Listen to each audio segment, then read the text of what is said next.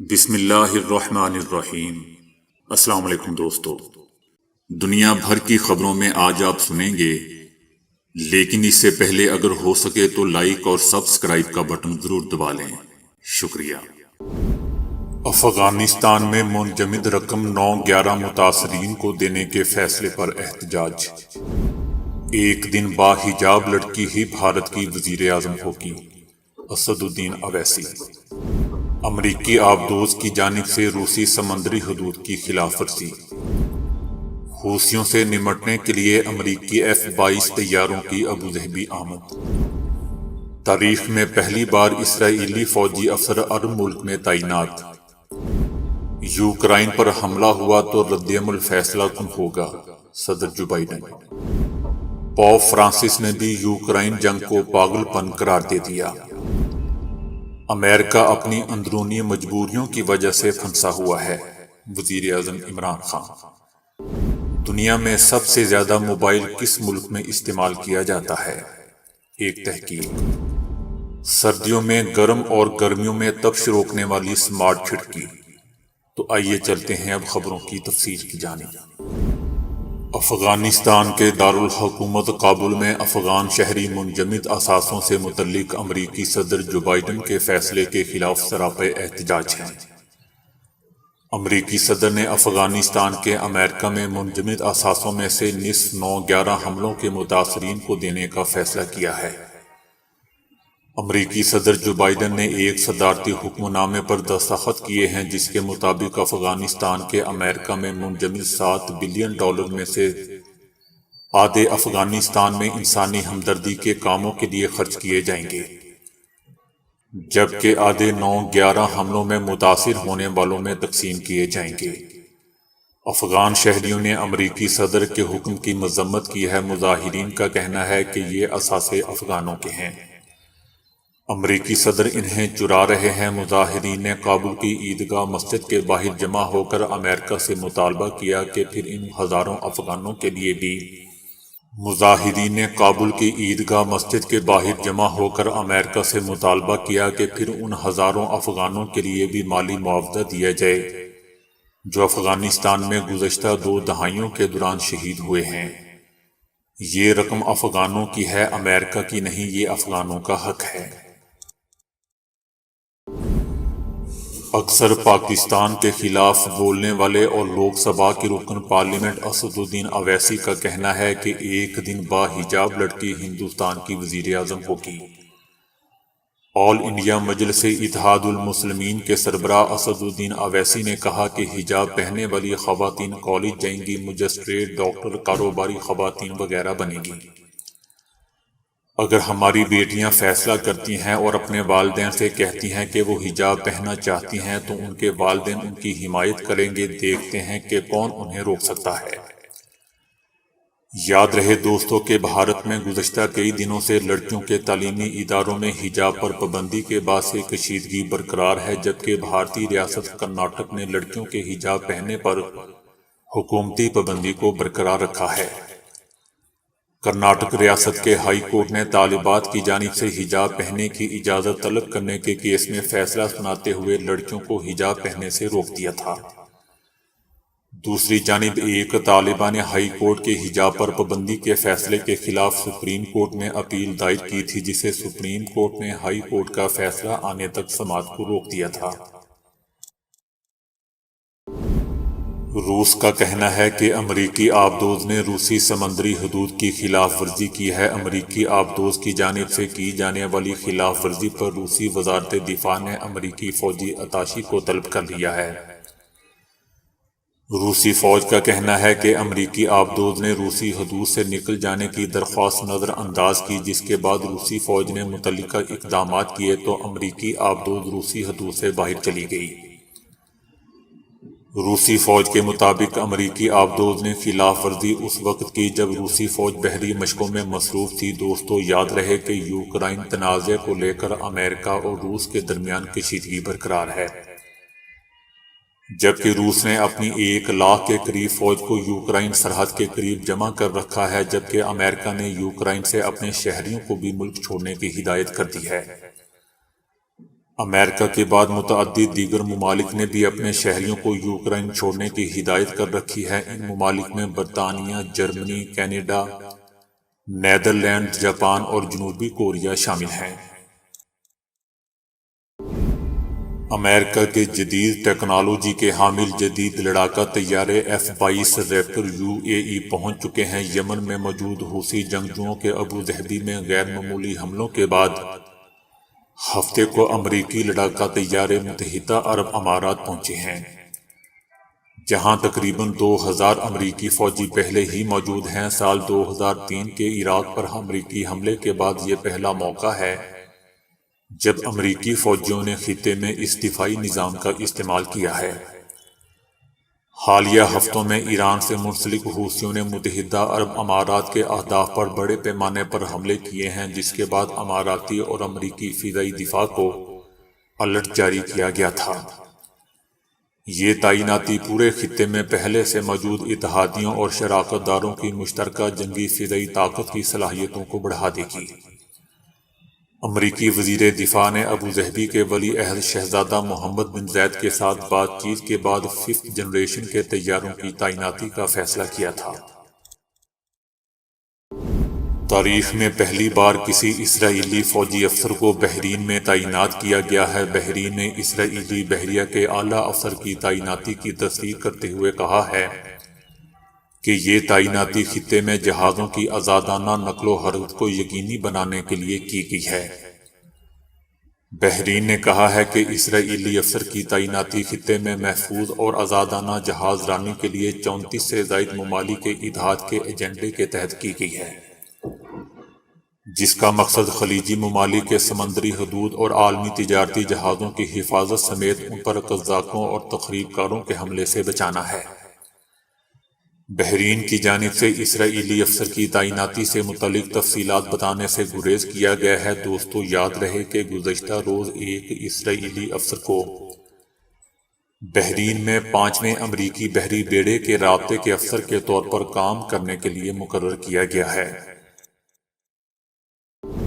Ukraine کے معاملے پر امریکہ کے صدر جو بائیڈن اور روس کے صدر پیوٹن کے درمیان ٹیلی فونک رابطہ ہوا ہے۔ دونوں رہنماؤں کے درمیان بات چیت کے نتیجے میں یوکرائن کے تنازع پر کوئی پیش رفت نہیں ہوئی ہے۔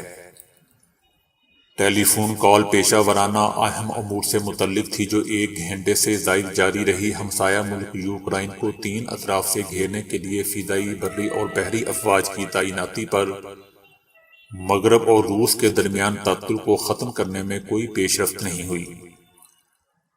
امریکہ نے ایسی تجاویز پیش کی ہیں جن سے یورپی سیکیورٹی میں اضافہ ہوگا اور روس کے بعض بیان کردہ خدشات کو بھی دور کیا جائے گا، جبکہ یوکرائن کی خود مختاری کا احترام کرنے کا عزم بھی ظاہر کیا گیا ہے۔ امریکی اور روسی صدور کی گفتگو کے نتیجے میں کئی ہفتوں سے جاری تنازع پر ابھی بھی صورتحال جوں کی توں ہے۔ صدر جو بائیڈن کا کہنا تھا کہ امریکہ اپنے اتحادیوں کے ساتھ سفارتکاری کے ساتھ ساتھ دیگر آپشنز کے لیے بھی تیار ہے۔ اگر روس نے یوکرائن پر حملہ کیا تو اسے امریکہ اور اس کے اتحادیوں کے فیصلہ کن رد عمل کا سامنا کرنا پڑے گا۔ روسی جارحیت سے بڑے پیمانے پر مشکلات پیدا ہوں گی اور روس کا موقف کمزور پڑ جائے گا۔ اس سے قبل امریکی وزیر خارجہ اینٹونی بلنکن کا جمعے کے روز کہنا تھا کہ روس نے یوکرائن کی سرحد پر مزید فوج بھیج دی ہے اور وہ کسی بھی وقت حملہ کر سکتا ہے، جبکہ یوکرائن کا تنازعہ پیدا ہونے کے بعد امریکہ بھی اپنے ہزاروں فوجی یورپ بھیج چکا ہے۔ یوکرائن میں موجود امریکی شہریوں کو ہدایت کی گئی ہے کہ وہ فوری طور پر ملک چھوڑ دیں۔ عیسائیوں کے روحانی پیشوا پوپ فرانسس نے کہا ہے کہ یوکرائن میں ممکنہ جنگ پاگل پن کا مظاہرہ ہوگا۔ پوپ فرانسس کا کہنا تھا کہ انہیں امید ہے کہ یوکرائن اور روس کے مابین کثیر الجہتی بات چیت سے کشیدگی پر قابو پایا جا سکتا ہے۔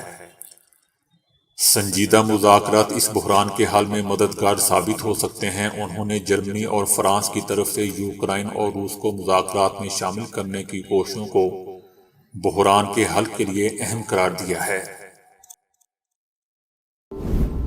افغانستان پر چائنا اور پاکستان میں مکمل ہم آہنگی پائی جاتی ہے۔ صرف امریکہ کی رائے مختلف ہے کیونکہ وہ اپنی اندرونی مجبوریوں کی وجہ سے پھنسا ہوا ہے۔ چین کے حالیہ دورے پر خصوصی بات چیت کرتے ہوئے وزیر اعظم عمران خان کا کہنا تھا کہ دنیا کا نقشہ تیزی سے بدلتا جا رہا ہے۔ چائنا اور پاکستان کے درمیان تعلقات کی جڑیں بہت ہی مضبوط ہیں۔ ہمارے تعلقات موجودہ دور کے بعد زیادہ مضبوط ہوئے ہیں۔ وزیر اعظم کا کہنا تھا کہ چائنا کا دورہ انتہائی اہمیت کا حامل تھا۔ اس دورے میں 2 سال کے بعد چائنا کے صدر سے ملاقات ہوئی۔ ایک نئی تحقیق نے انکشاف کیا ہے کہ سمارٹ فون کی لت کی سب سے زیادہ شرح والے ممالک میں برطانیہ ٹاپ 10 میں بھی نہیں ہے۔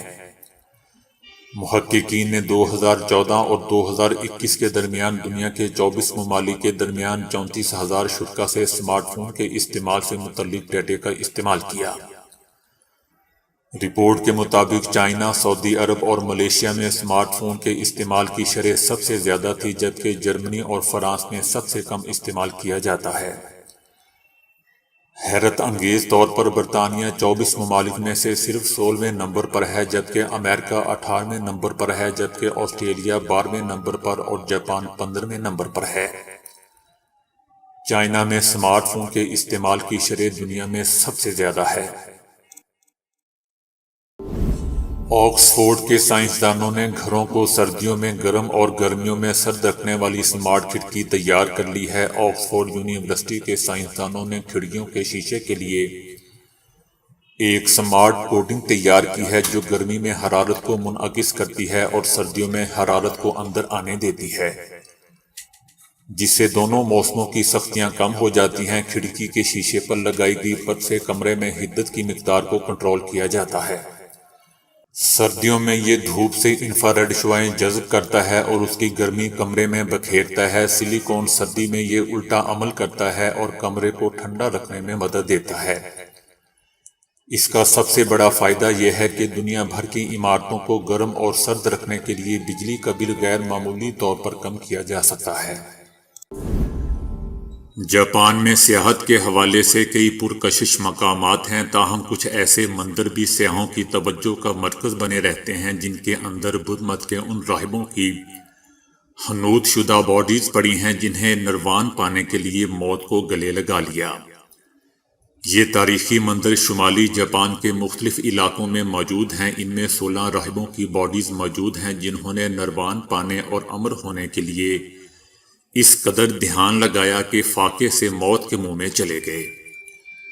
ان راہبوں کی باڈیز آج بھی اسی حالت میں موجود ہے جس حالت میں ان کی موت ہوئی تھی۔ ان میں سے ایک 9ویں صدی عیسوی کا راہبر کوکئی بھی ہے جس کے بارے میں اس کے پیروکاروں کا عقیدہ ہے کہ وہ 50 لاکھ سال بعد موت کو دھوکہ دے کر واپس زندگی کی طرف لوٹ آئے گا۔ کہا جاتا ہے کہ جو راہب بھی اس طریقے سے خود کو موت کے منہ میں لے جاتا تھا وہ پہلے 3 سال صرف خشک میوہ جات پر زندگی گزارتا تھا۔ 3 سال کے بعد وہ ہر چیز سے منہ موڑ لیتا اور دھیان لگائے فاقے سے اس دنیا سے رخصت ہو جاتا۔ 62 سالہ لیزلی کارل لیٹن نامی امریکی خاتون نے ماڈلنگ کا کامیاب کیریئر گزارا اور اس عمر میں بھی ملبوسات کی ماڈلنگ کر رہی ہے۔ یہ 62 سالہ دادی اپنی عمر سے اتنی کم عمر نظر آتی ہے کہ دیکھنے والے حیران رہ جاتے ہیں۔ اس خاتون کا کہنا ہے کہ لوگ مجھے دیکھ کر سمجھتے ہیں کہ میری عمر 40 کی دہائی میں ہے، مگر جب میں انہیں اپنی اصل عمر بتاتی ہوں تو وہ یقین ہی نہیں کر پاتے۔ لیزلی کا کہنا تھا کہ مجھے میری دادی نے نصیحت کی تھی کہ پیٹ بھر کر کھانا کھانے کی بجائے ہر 2 گھنٹے بعد تھوڑا تھوڑا کھانا کھانے کی عادت اپناؤ۔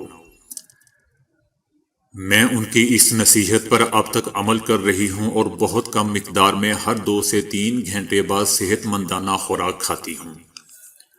آج بھی ورزش باقاعدگی سے کرتی ہوں اور یہی چیزیں میری اصل عمر سے کم عمر نظر آنے کا راز ہے۔ میں سمجھتی ہوں کہ آپ وہی کچھ ہیں جو کچھ آپ کھاتے ہیں۔ اگر آپ صحت مندانہ خوراک کھائیں گے اور ورزش باقاعدگی سے کریں گے تو اس کے ثمرات یقیناً آپ کو ملیں گے۔ عام طور پر کہا جاتا ہے کہ پیسے سے خوشی نہیں خریدی جا سکتی، لیکن سائنسدانوں نے نئی تحقیق میں اس کے برعکس انکشاف کر ڈالا ہے کہ پیسوں سے ہی خوشی خریدی جا سکتی ہے۔ اور کسی سے نہیں۔ تحقیقاتوں نے 17,25,994 امریکی شہریوں پر کی جانے والی اس تحقیق کے رزلٹ میں بتایا ہے کہ کوئی شخص جتنا امیر ہوتا جاتا ہے اس کا خوشی کا لیول بھی اتنا ہی بڑھتا چلا جاتا ہے۔ اس حوالے سے امیر ہونے کی کوئی حد نہیں ہے، بلکہ پہلے کی نسبت کسی بھی حد تک مالی حالت بہتر ہونا اسی قدر خوشی کے حصول کا سبب بنتا ہے۔